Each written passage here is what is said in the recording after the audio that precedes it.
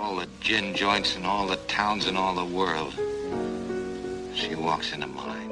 Frankly, my dear, I don't give a damn. There's no crying in baseball. You talking to me? I'm gonna make him an offer again. Wait a minute. You ain't heard nothing yet. Do I feel lucky? Well, do you, punk? I love the smell of napalm in the morning. You can't handle the truth!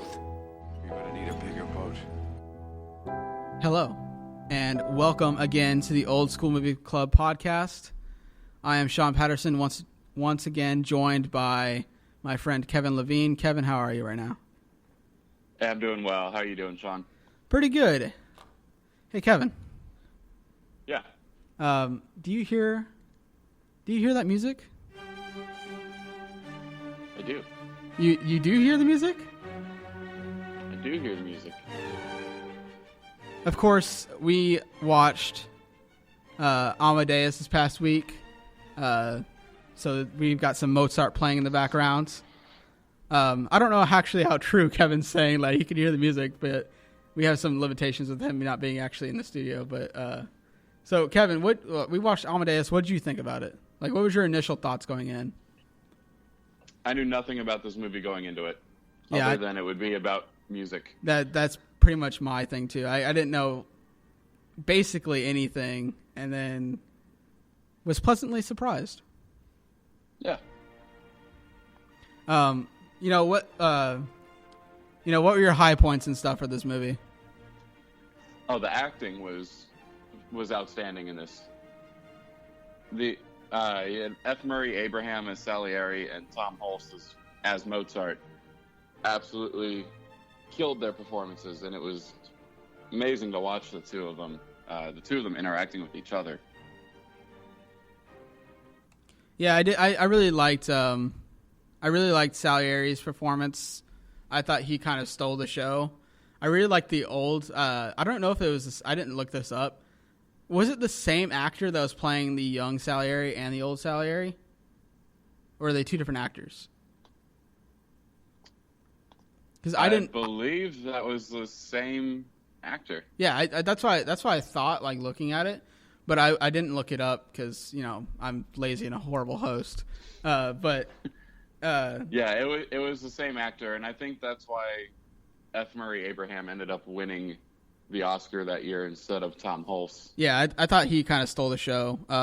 What did you think about the story of the movie? And actually, before that, I actually found out. I was kind of curious, and I went and looked online, like how true to actual Mozart, like the story of Mozart, this is. And it turns out that this was actually pretty accurate, which was pretty surprising to me. There was some things that aren't, like, super accurate. For sure, like, when you go into a movie like this where it's based off of true events, it's not going to be 100% accurate. But right. Mozart wasn't like this giggling buffoon, apparently, that this movie kind of made him out to be. But that kind of justified, huh? He was an irresponsible young man. Yes, but he wasn't doing the that laugh and. Yeah, he wasn't like a 9-year-old child his whole life. Yeah, and but I guess they added that in to justify Salieri's jealousy a bit more. And piggybacking off of that, what did you think about the whole story of how this movie played out? I personally thought it was pretty interesting, and kind of getting it from Salieri's perspective most of the way was a good choice. Yeah. I thought. Yeah, I enjoyed that. It was, we were seeing an older Salieri, and we were getting his retelling of the story. So I wonder if maybe they had told it in a different way, if the story might have been different, because maybe some of what we saw was some of Salieri's opinion or bias as in how the story went. Yeah, it's actually a pretty interesting take. Like, Mozart actually wasn't how Salieri depicted him, but since Salieri is telling the story, he kind of, like, beefs it up like how much of a child he was, Yeah, I think he wanted to set up. He wanted to show that Mozart was annoying and obnoxious, but at the same time was talented and successful, so you could try to sympathize with Salieri. Yeah, and a few things I learned going into this movie, like you said, I knew I had no expectations. I actually thought it was going to be kind of boring, and when I saw the runtime, and we'll talk about that in a second, but when I saw the runtime, I was kind of scared. Like, am I going to be able to even get through this movie? Like, I didn't want to watch it because, like, I was just like, man, this 3 hours is a long time. And, of course, we watched the director's cut, so it's a little bit longer than the theatrical version. But, that's the version that that's the version that is, like, available to most people. So, but things I learned going into this movie, or to take away from this movie is, one, I know nothing about opera, and it makes no sense to me. Nope. Like I just, it's completely lost on me. Maybe I'm just not smart enough to like get it. I guess. Two. I think it's just because we're not enough familiar enough with opera. Yeah, that's probably true as well. It's not exactly our musical style. Yeah. Two. Powdered wigs are dope. Yeah. And three. Man, that actor that played Mozart has a goofy laugh. Yes. And it'll haunt me forever. Yeah, I hear it night in, day out, just like it's haunting. Anyways, like what were your you said, the high points, the acting. I don't understand opera. I really do like classical music, and of course, when you do a movie about Mozart, the score and the music of it is going to be, it's obviously going to be a good, like, musical. Yeah, the acting was great. I also kind of want to shout out the screenplay, because this was adapted from a stage play version of Amadeus. And of course, I'm not familiar with that stage play, but the dialogue in this film and the direction were top notch. Yeah, I thought most of the interactions and stuff are really, really believable. So the acting, the music obviously is good for a Mozart. It's gonna be good no matter what. What were some of your pitfalls with this movie? It was too long. Yeah, and I was afraid of that. It. I was afraid of that going into it too, like the length of it, 3 hours long. I thought it could have been like half hour to an hour, like 45 minutes shorter, and it would have been perfect. Yeah. Too many 10-minute long opera scenes that I just didn't understand.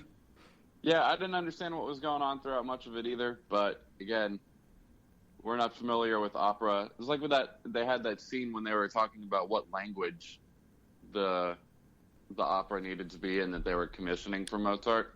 Yeah, Italian or German. Some of them were, they were arguing Italian or German. I'm sitting here thinking, I don't know why you can't do it in one or the other. I guess they wanted him to do it in German as more of a challenge.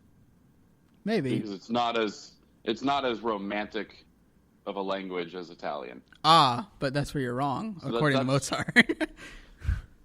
Well, yeah. Well, Mozart was German, so he's going to have his opinions. Now, so any other kind of gripes with this movie? I had a few. Like, I didn't like how silly and like, I didn't really like Mozart's actor, honestly. Like, I thought he was okay. Like, he had really good points, but, I didn't like the whole giggling thing, and I think you can make someone look childish without having to do that kind of stuff, And I get it, it's supposed to be somewhat a comedy, so it's kind of ridiculous. It's like a weird, dark comedy, but, like, he's just kind of too ridiculous for me, in my opinion. I don't know. I didn't have any problems with Tom Hulce. Really, my only knock against the film was with this being the director's cut was that it was a little too long, and I don't find any real rewatchability in this movie. Oh yeah, once you watch it once, see, another 3-hour movie. The first movie that we reviewed was The Godfather, and I could watch that movie again. And I did watch it twice for the review. Like the review we did, I did watch it twice. And this movie, I'm probably never gonna watch it again unless, like, for some reason someone else is watching it and they want me to watch it with them. But that doesn't mean it wasn't a good movie, because I think you gave it a 4.5 out of 5. 4 out of 5, and I'm right around there too with you. Like, I'm 3.5 to 4 out of 5. This is probably the worst movie that we've watched so far. But I mean, with a movie like, I wouldn't say worst. No, not worst. Least enjoyed. Right. Because it's definitely a much better film than Jaws, but I would much rather watch Jaws over and over again. Oh yeah, even though Jaws is also, in my opinion, a little too long. But yeah. So give me your 30-second review on Amadeus. So kind of like we've said before with The Godfather, it's a challenge for me to sit through a film that's really longer than about 2 hours and 15 minutes or so without feeling restless. And the reason I was okay with The Godfather is because it's much more captivating than Amadeus is. Amadeus has its moments, and it's primarily those scenes where you see the older Salieri in that asylum or whatever, that institution with the priest. And then... Yeah, I didn't really get that part either. Was he crazy, or was he just like people just didn't believe him? No, I think his kind of desire or drive to be better than Mozart drove him crazy. Yeah. Because even after Mozart died, Mozart was still more successful than Salieri ever was. Yeah. Okay, that makes sense. All right, sorry, continue. So, yeah, like, Godfather was much more captivating than Amadeus, but Amadeus had its scenes. Anything with Salieri, and then for me, anything with Mozart as well. Anytime that those two characters were interacting, I was all in. But other than that, it's just too long of a film. I loved every single time that Salieri kind of read Mozart's music. His reactions to that were priceless. Like, it was just like the guy that just fell in love with a piece of paper. It was amazing. And the actor did a wonderful job. My overall review would be, it's good. Like, this is a good movie to watch once. Like, I think everyone should watch this at least once, just to get the kind of it's not like technically a historical movie, but it is in a sense that it's not far off of like what actually happened, and it's a good way to get like kind of that, appreciation and feel for classical music and opera, right. even though I still don't understand it. But there is something to be learned from watching the movie. Overall, it's the least enjoyable movie that we've seen so far, but I still enjoyed my time with it, and it's still, it's still a good movie. Like, I would probably give it a 4 out of 5 as well, like right with you. Yeah. Yeah, right. Like this one it's a technical masterpiece, I would say, that, in terms of like costumes, set, production design, hair and makeup. Oh yeah, all that stuff was wonderful. Yeah. All right, so moving on. Next week we're completely changing gears, and we're actually going with a more kind of current movie. We'll be watching The Big Lebowski.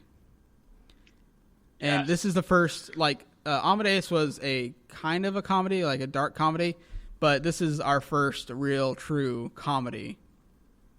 Straight up 100% comedy. Yeah, so what's your, I've heard a lot of good things about this movie, and it's not as, like I said, it's more recent than some of the movies all the movies we've seen.